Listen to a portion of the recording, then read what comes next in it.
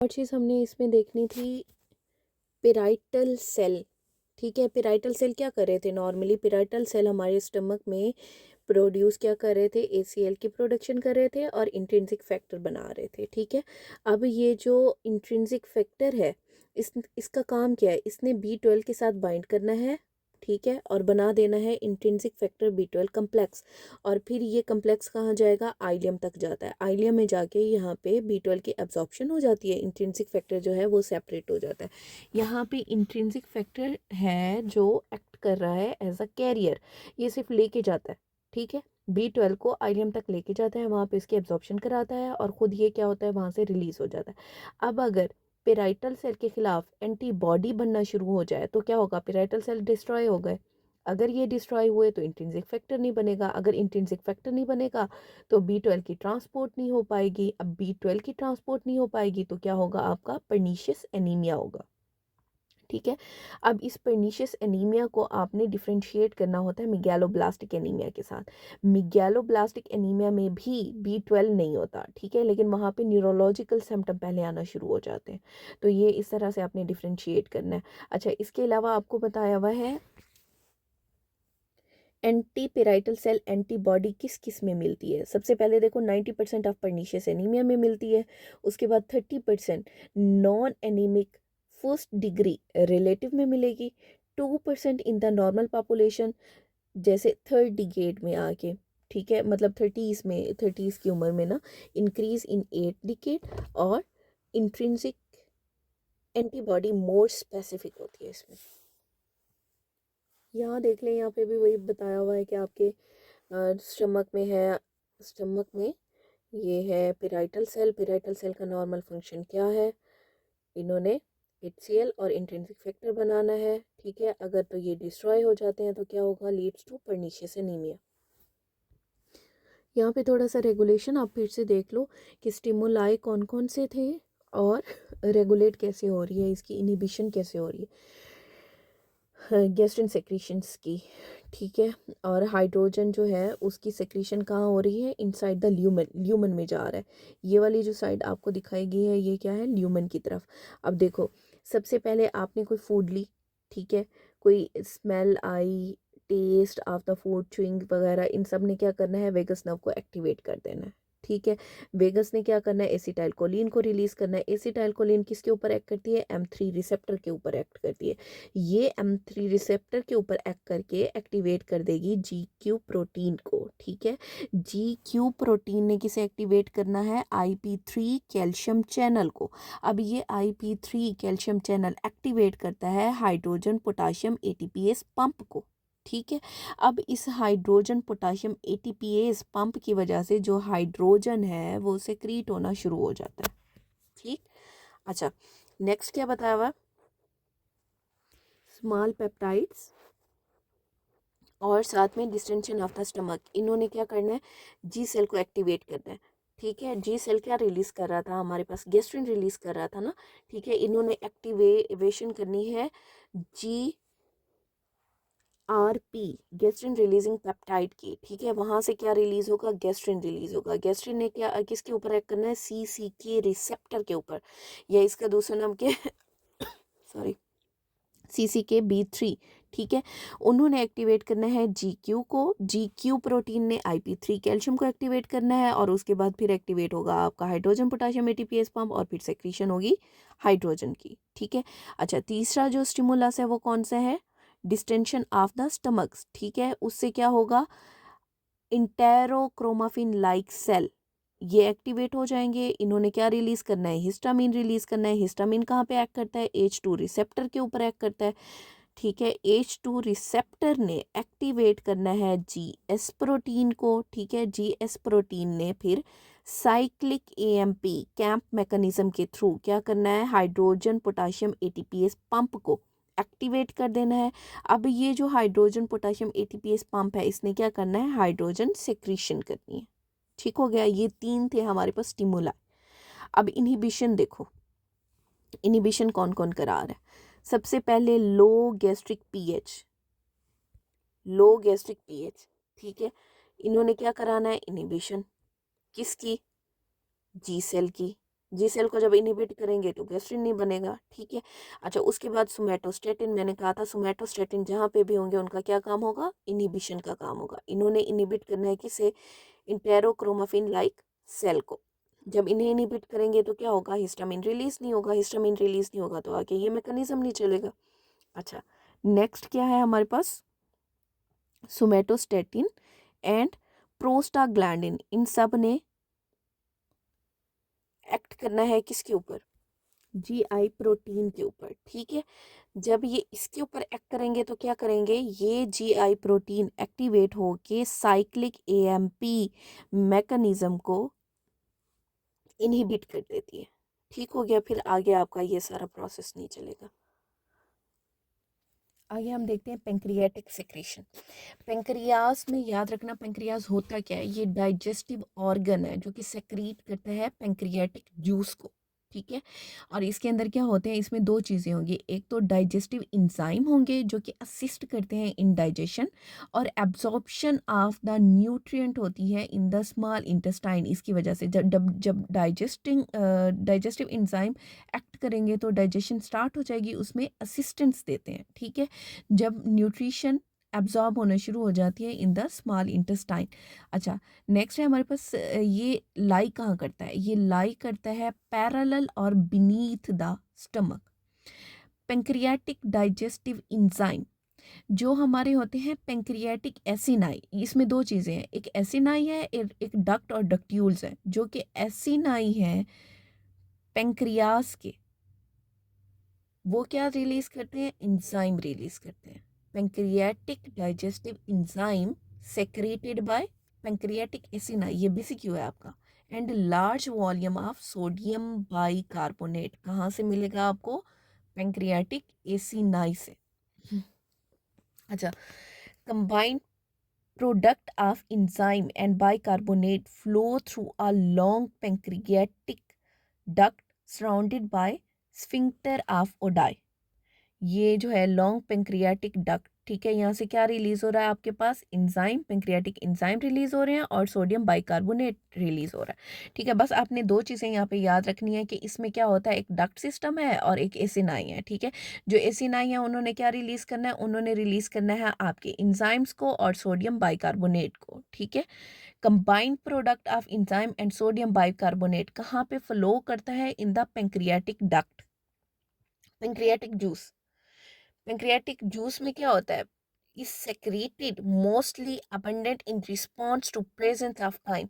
मतलब जब वो खुराक, काइम खुराक होती है ना, खुराक जो है आपकी ड्यूडेनम में पहुंचेगी तो उसके रिस्पॉन्स में पेंक्रियाटिक जूस रिलीज होता है। अब हम देखते हैं पेंक्रियास के अंदर कौन कौन से इंजाइम हैं जो डाइजेशन में हेल्प करते हैं। अब इसमें 3 मेजर इंजाइम हैं जो कि डाइजेशन में हेल्प करेंगे, ठीक है। कौन कौन से, ट्रिप्सिन, काइमोट्रिप्सिन, कार्बोक्सी पॉलीपेप्टाइड, ठीक है, ये 3 है। अच्छा, अब ये जो पेंक्रियाज है ये कौन कौन सी खुराक के पार्ट हैं जिन्हें हजम करने में मदद देता है।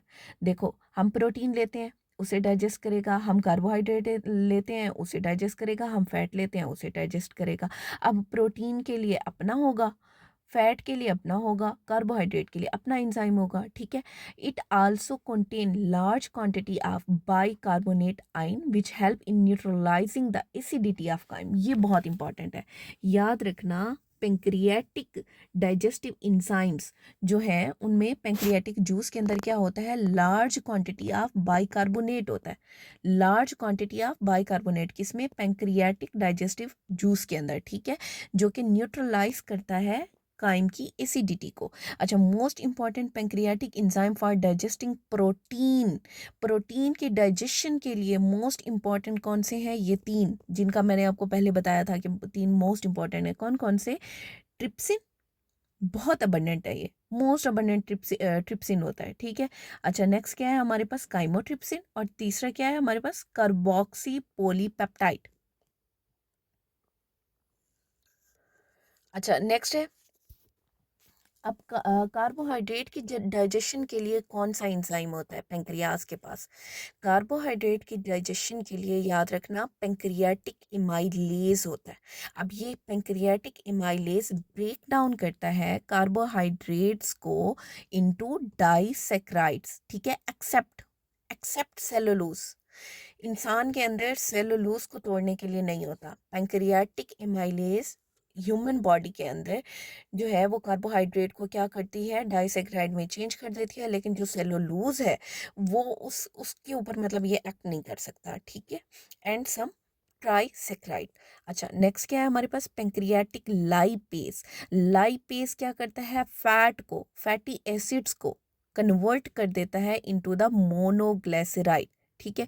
इसके अलावा कोलेस्ट्रोल एस्ट्रेज होते हैं इसके अंदर जो कि हाइड्रोलाइज करते हैं कोलेस्ट्रोल को, कोलेस्ट्रोल एस्टर को, और फास्फोलाइपेजेस होते हैं जो कि स्प्लिट करते हैं फैटी एसिड फ्रॉम फास्फोलिपिड। अब क्या क्या हो गया, कौन कौन से डाइजेस्टिव एंजाइम हो गए? हमने पढ़ा कि हमारी खुराक में 3 हिस्से होते हैं, कौन सा, प्रोटीन, फैट और कार्बोहाइड्रेट। अब सबसे पहले देखो प्रोटीन, प्रोटीन को हजम करने के लिए हमारे पेंक्रियाज ने 3 एंजाइम दे दिए, कौन कौन से, ट्रिप्सिन, काइमोट्रिप्सिन, कार्बोक्सीपोलीपेप्टाइड, ठीक है। उसके बाद आपके कार्बोहाइड्रेट को हजम करने के लिए इन्होंने क्या दे दिया, पेंक्रियाज ने हमें एमाइलेज दे दिया। अच्छा, अब ये एमाइलेज ब्रेक डाउन करता है कार्बोहाइड्रेट की into disaccharide, except cellulose, cellulose को ये हजम नहीं करता, ठीक है। अच्छा, नेक्स्ट है हमारे पास फैटी एसिड और फैट वगैरह, उनके लिए क्या है हमारे पास, पेंक्रियाटिक लाइपेज है। फिर 2 चीज़ें एक्स्ट्रा बच जाती हैं, एक कोलेस्ट्रोल और दूसरा फास्फोलिपिड। जो कोलेस्ट्रोल के लिए है तो कोलेस्ट्रोल एस्ट्रेज हो गया, और फास्फोलाइपेज जो है वो स्प्लिट करता है फैटी एसिड फ्रॉम फास्फोलिपिड। अब यहाँ पे सबसे इम्पॉर्टेंट बात जो याद करने वाली है वो है, देखो हमारा जो पेंक्रियाज है इसने प्रोटीन को हजम करने के लिए हमें ट्रिप्सिन, केमोट्रिप्सिन और कार्बोक्सी पॉलीपेप्टाइडेस दे तो दिया, ठीक है। अब अला मियाँ ने इतना अच्छा हमारा मतलब निज़ाम रखा है कि वो, जाहिर सी बात है, हमारी पूरी बॉडी प्रोटीन की बनी हुई है, इटसेल्फ जो पेंक्रियाज है वो भी प्रोटीन है, ठीक है। तो ये तो खुद को ही डाइजेस्ट करना शुरू कर देता। इसी वजह से अला मियाँ ने क्या किया, इन्हें इनएक्टिव फॉर्म में रिलीज कराया, ठीक है। उसके बाद ये जाके एक्टिवेट होते हैं। देखो ये किस फॉर्म में आते हैं, ट्रिप्सिनोजिन, कीमोट्रिप्सिनोजिन, प्रो कार्बोक्सी पॉलीपेप्टाइडेज, ये इनएक्टिव फॉर्म्स हैं, इन फॉर्म में ये आते हैं, ठीक है। उसके बाद जाके ये एक्टिव होंगे, which are inactive enzymatically, they become activated only, कब एक्टिवेट होंगे, they secrete into the intestinal tract, जब ये वहाँ से सेक्रीट होके इंटेस्टाइनल ट्रैक्ट में आते हैं तब जाके ये चीज़ें एक्टिवेट होती हैं। कौन कौन सी, ट्रिप्सिनोजिन, केमोट्रिप्सिनोजिन और प्रो कार्बोक्सी पॉलीपेप्टाइड, ठीक है। ट्रिप्सिनोजिन एक्टिवेटेड बाय, अब ट्रिप्सिनोजिन कैसे एक्टिवेट होगा, जाहिर सी बात है, जब हमारी खुराक इंटेस्टाइनल ट्रैक में आती है तो इंटेस्टाइनल जो ब्रश बॉर्डर है उनके ऊपर क्या होता है, इंटेरोकाइनेज रिलीज होता है, ठीक है। ये इंटेरोकाइनेज क्या करता है, एक्टिवेट कर देता है ट्रिप्सिनोजिन को, और ये आपका बीसीक्यू है, activated by enzyme called enterokinase, secreted by intestinal mucosa when chyme come in contact with the mucosa। अब नेक्स्ट है क्लेमोट्रिप्सिनोजन, ये कैसे एक्टिवेट होगा, एक्टिवेट होता है by the trypsin to form chymotrypsin. Next है हमारे पास procarboxypolypeptidase which is also activated in similar manner. अच्छा, इसके अलावा हमारे पास एक और चीज़ रिलीज होती है, उसका नाम क्या है, ट्रिप्सिन इनहिबिटर, ठीक है। ये बहुत ज़्यादा प्रोटेक्टिव है, इसने क्या करना है, इसने auto digestion of the pancreas से बचाना है हमें। अब इसकी हेडिंग देखो क्या लिखी हुई है, secretion of trypsin inhibitor prevent digestion of the pancreas itself, it is important that the pancreatic juice should not become activated until they have secreted into intestine। वही बात है जो मैंने पहले की है, अगर तो पेंक्रियास से ही निकलते हुए ये एक्टिवेट होते तो इन्होंने क्या करना था, पेंक्रियास को ही अपनी जगह पे गलना शुरू कर देना था, ठीक है। ये वहाँ पे इनएक्टिवेटेड फॉर्म में रिलीज़ होते हैं, वहाँ से रिलीज़ होके आपकी इंटेस्टाइन में जब आते हैं तो यहाँ आके एक्टिवेट होते हैं। Fortunately the same cell that secrete proteolytic enzyme into the acini of the pancreas secrete simultaneously another substance. अब देखो वो क्या कह रहे हैं, कहाँ से रिलीज़ होगा, पैंक्रियाटिक एसिनाई, ठीक है, वहां से रिलीज होता है आपका ट्रिप्सिन इनहिबिटर भी। When the pancreas become severely damage, अब अगर स्फीयरली डैमेज हो गया पैंक्रियास तो क्या होगा, अगर ये ब्लॉक हो गया है या स्फीयरली डैमेज हो गया है तो large quantity of the pancreatic secretion sometime become pooled and damage the area of pancreas. वहाँ पे इकट्ठा होना शुरू हो जाता है, ये जो सेक्रीशंस है ना ये सारी वहाँ इकट्ठा होना शुरू हो जाती हैं, ठीक है। इनहिबिटर बन नहीं रहा होता क्योंकि खुद पेंक्रियास जो है वो ब्लॉक हुआ हुआ है, उसकी डक्ट जो है वो ब्लॉक हुई हुई है, तो वहाँ पे फिर डाइजेशन होना शुरू हो जाती है, जिसे हम क्या कहते हैं, एक्यूट पेंक्रियाटाइटिस। इन्फ्लेमेशन स्टार्ट हो जाएगी। अगर इसे हमने टाइम पे करेक्ट नहीं किया तो सारा, जब ट्रिप्सिनोजन इनहिबिटर पहले से जो मौजूद था वो ख़त्म हो गया तो फिर क्या होगा, ये क्रोनिक की तरफ चला जाएगा, ठीक है, और नेक्रोसिस होना शुरू हो जाती है। अब यहाँ पे आपने मुझे आंसर करना है कि पेंक्रियास के अंदर कौन से टाइप की नेक्रोसिस होती है, ठीक है। Under this condition the effect of trypsin inhibitor lead to the end of pancreas and pancreatic secretion giving rise to condition called, इसे हम क्या कहते हैं, activation digestion acute pancreatitis, ठीक है। it is sometimes lethal because of acute pancreatitis। अच्छा, हमने पढ़ा पेंक्रियास के अंदर बाइकार्बोनेट आयन बहुत ज़्यादा होते हैं। अब हम देखते हैं कि इसकी सिक्रीशन होती कैसे है बाइकार्बोनेट आयन की। बाइकार्बोनेट आयन और water are secreted mainly by epithelial cell of ductless and duct that lead from acini. अब वो कह रहे हैं जो एसिनाई है किसके, पैंक्रियास के, ठीक है, उसके एपिथेलियल सेल से क्या रिलीज हो रहा है हमारे पास, बाइकार्बोनेट आयन और वाटर, ठीक है। The basic step in cellular mechanism of secreting sodium bicarbonate solution into the pancreatic ductule and duct are following। अब कैसे होता है, देखो एक साइड पे आपकी ये ब्लड वेसल बनी हुई है, ये रही ब्लड वेसल, ये डक्ट के सेल हुए और ये क्या हुआ, ल्यूमन, किसका, पैंक्रियास का, ठीक है, सॉरी आपकी जीआई ट्रैक का, ये हो गया आपका क्या, ल्यूमन, ठीक है। अब देखो ब्लड से हमारे पास क्या जा रहा है, यहाँ से carbon dioxide and water, carbon dioxide and water ये कंबाइन होके क्या बना रहा है, कार्बन डाइऑक्साइड एंड वाटर मिलके आपका H2CO3 बना रहे हैं, ठीक है। Carbonic acid under the influence of, अब यहाँ पे कौन सा एंजाइम एक्ट कर रहा है, कार्बोनिक एनहाइड्रेस, ठीक है। कार्बोनिक एनहाइड्रेस की वजह से ये कार्बन डाइऑक्साइड एंड वाटर आपस में मिलके क्या बना रहे हैं, H2CO3। Hydrogen ion are actively secreted on the basal side of the cell in exchange for sodium। अब देखो ये H2CO3 आगे कन्वर्ट हो गया है हाइड्रोजन प्लस HCO3 में। अब ये जो हाइड्रोजन आयन है, ठीक है, ये वापस चला जाता है कहाँ, आपकी ब्लड वेसल के अंदर, इन एक्सचेंज फ्रॉम किसके साथ एक्सचेंज हुआ यहाँ पे, सोडियम के साथ। इसका मतलब यहाँ पे सोडियम हाइड्रोजन जो पंप है उसने क्या किया है, सोडियम को लेके आया डक्ट के अंदर, हाइड्रोजन को लेके गया डक्ट से बाहर ब्लड वेसल के अंदर, ठीक है। अच्छा, नेक्स्ट क्या है, carbonate ion are actively secreted on the apical and luminal side of the cell in exchange for the chloride. अब यहाँ पे जो HCO3 हमारे पास बना था, ठीक है, ये एक्टिव ट्रांसपोर्ट से कहाँ चला जाएगा, आपके ल्यूमेन के अंदर, ठीक है, या फिर एक्टिव ट्रांसपोर्ट होगी विद द क्लोराइड, क्लोराइड जो है वो अंदर की तरफ आएगा और HCO3 कहाँ चला जाएगा, बाहर चला जाएगा। Sodium and water ion follow either passively through leaky tight junction or through cell by mechanism of describe above in the water and electrolyte secretion। अच्छा, ये चीज़ इंपॉर्टेंट नहीं है, बस आपको पता होना चाहिए कि जो आपका बाइकार्ब है वो बन कैसे रहा है और एक्टिवली सेक्रेट कैसे हो रहा है।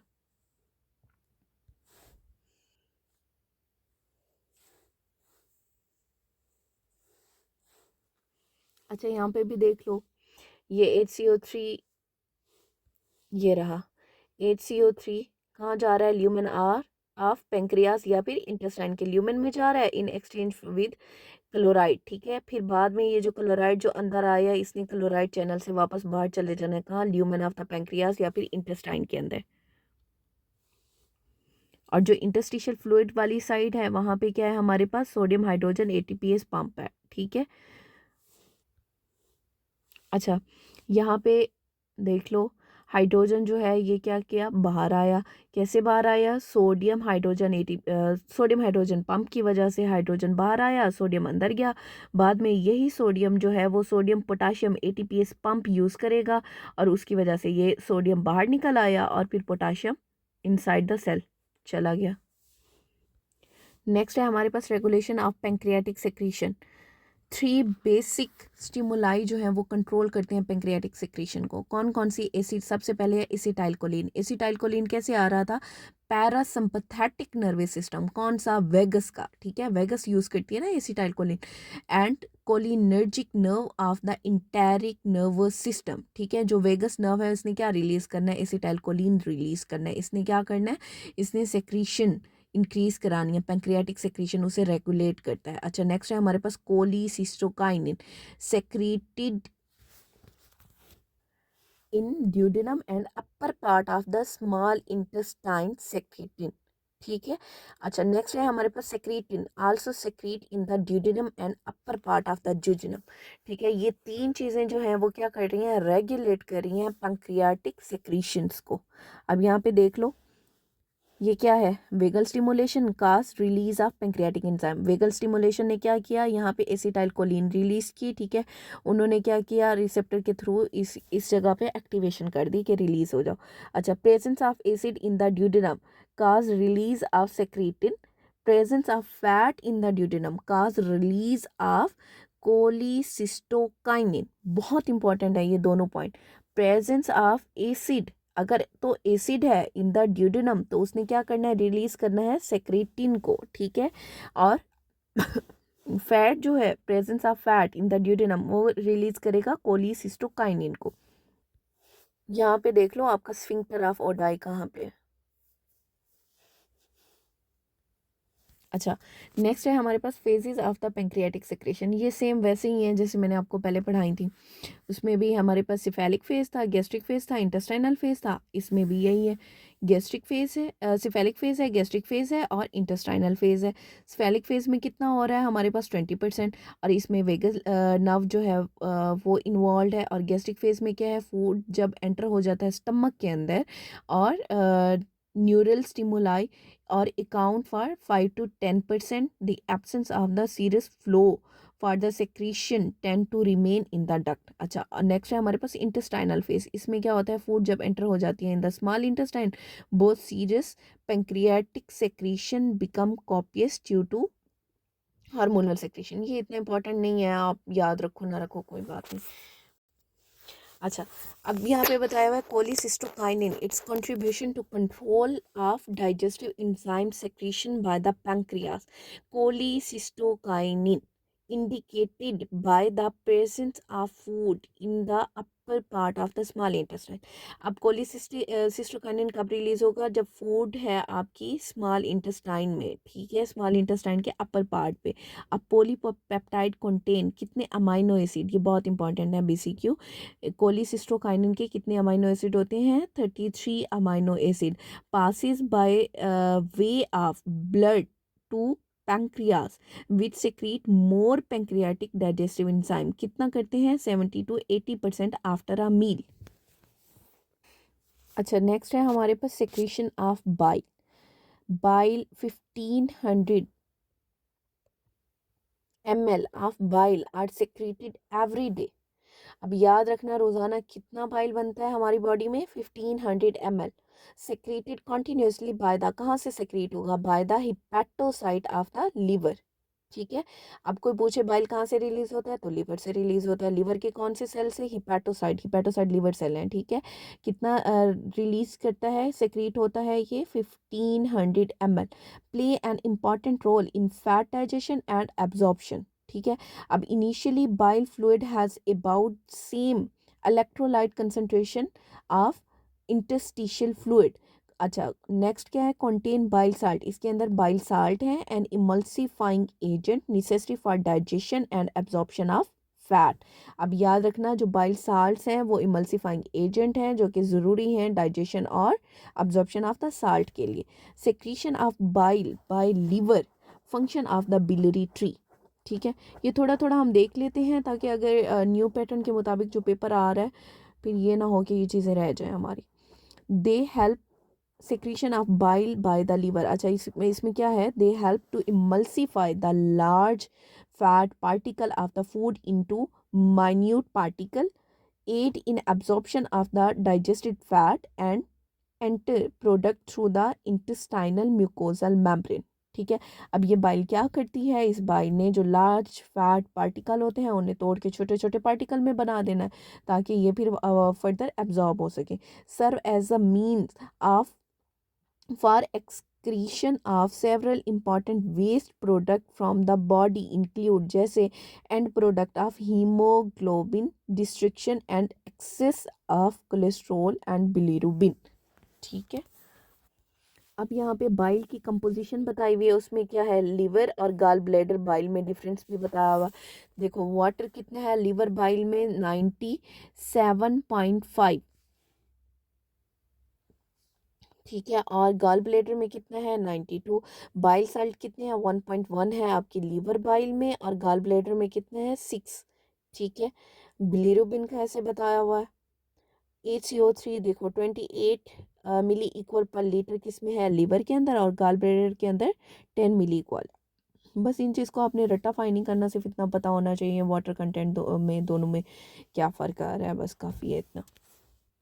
अब यहाँ पे जो नीचे लाइन लिखी हुई है इसे गौर से पढ़ो। Emptying of the gall bladder stimulatory role of the cholecystokinin. तो क्या क्या कहना चाह रहे हैं कि गाल ब्लैडर एम्प्टी करता है अपनी पूरी स्टोर को of concentrated bile into the, कहाँ पे एम्प्टी करेगा, इनटू द ड्यूडेनम। कैसे, mainly in response to cholecystokinin stimulus that itself is initiated by, कैसे इनिशिएट होता है, बाय द फैटी फूड। अब बाइल साल्ट का फंक्शन क्या है, सबसे पहले ये इंपॉर्टेंट रोल प्ले करता है इन फैट डाइजेशन और उसकी इमल्सिफिकेशन में। ठीक है, और फिर ब्रेक डाउन करता है फैट ग्लोब्यूल्स को into the small particle by making it more soluble in water, और critical for transport and absorption of the fat soluble vitamin. ठीक है, bile acid are derivative of, किसकी डेरिवेटिव है, of cholesterol synthesize in the hepatocyte. ये चीज़ important है, इसमें याद रखनी है, bile acid are derivative of cholesterol synthesized in hepatocyte. अब ये जो बाइल एसिड है ये क्या है, ये इमॉर्फस है। ठीक है, इनमें दोनों नेचर्स होती हैं, हाइड्रोफोबिक भी होते हैं और पोलर भी होते हैं। हाइड्रोफोबिक का क्या मतलब है, लिपिड सॉल्युबल। ठीक है, और साथ में पोलर हाइड्रोफिलिक रीजन इसमें होता है। अब हमारा लास्ट टॉपिक इसमें क्या है, regulation of the bile secretion. अब सबसे पहले क्या होगा, हमारी वेगस नर्व, वेगस नर्व ने क्या करना है, गाल ब्लैडर की कॉन्ट्रैक्शन करनी है। ठीक है, उससे क्या रिलीज होगा, आपका बाइल रिलीज होगा। Secretin stimulate liver parenchymal secretions. ठीक है, सेक्रेटिन ने लिवर के ऊपर एक्ट करना है और उसकी पैरेन्काइमल सेक्रेशन को स्टिमुलेट कर देना है। कोलिसिस्टोकाइनिन का हमने पढ़ा हुआ है कि इसने क्या करना है, गाल ब्लैडर की कंट्रैक्शन करनी है। बाइल जो है वो कंसंट्रेटेड होता है इन द गाल ब्लैडर, ये बात याद रखनी है आपने। Presence of the acid in the duodenum. ठीक है, अगर ड्यूडेनम में एसिड होगा तो इसने क्या करना है, सेक्रेटिन, सेक्रेटिन क्या रिलीज करना है, काज रिलीज ऑफ सेक्रेटिन। ठीक है, presence of the fat in the duodenum cause release of, किसे रिलीज करेगा, कोलिसिस्टोकाइनिन को रिलीज करेगा। बस ये थोड़ी सी चीज़ें इनकी हो ना हो आपको होनी चाहिए, आपको पता होना चाहिए कौन सी चीज़ कहाँ से रिलीज़ हो रही है, कैसे हो रही है, ताकि न्यू पैटर्न के मुताबिक जितने भी BCQ हैं वो हम सॉल्व कर सकें।